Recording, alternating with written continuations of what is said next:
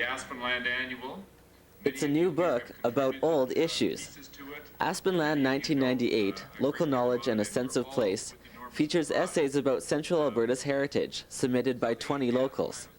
The book was officially launched on February 3rd at the Red Deer District Museum.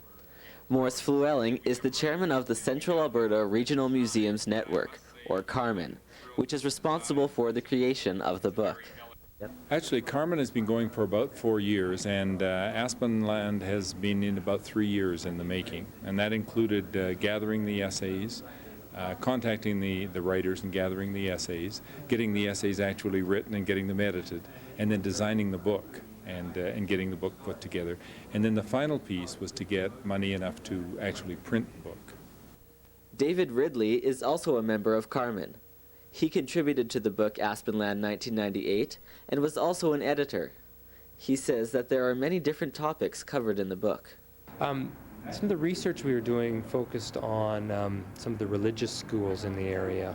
So there's a set of essays that attend to education, and also education from you could say with a tie into things spiritual or around character building and moral education.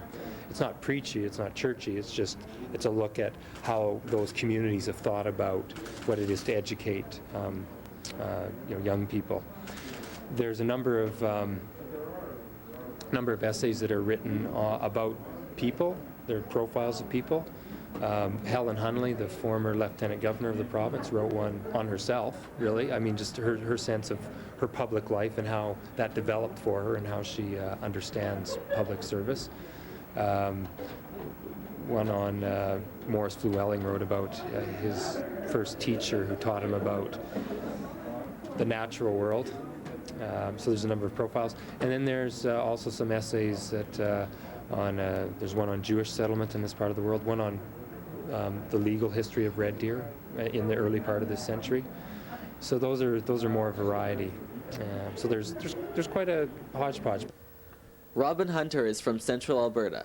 He's not a professional historian, but he still had a story to tell in Aspenland 1998.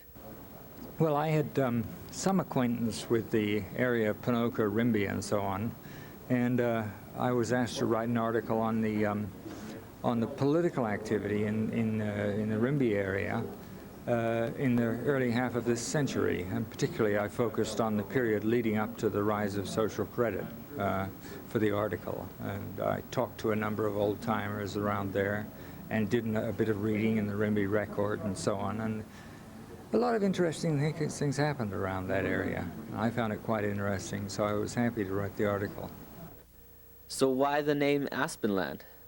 Well, we wanted something that talked about Central Alberta. We didn't want to call it the Central Alberta Annual or the Red Deer and District Annual, and names like Waskasiu have been worked to death, and they don't mean anything to the people in Central Alberta. And when we talk about Central Alberta, we're going up to as far north as Millet and as far south as Olds and Didsbury, and out to Rocky Mountain House and Stettler and so on. So you had to have something that related to those people, and so the Aspen Parkland is something that they know, and Aspenland seemed to be a beautiful rendition of that. The Central Alberta Historical Society is giving copies of Aspenland to 60 local libraries. But if you want your own copy, you can get it at the Red Deer and District Museum for $12.95.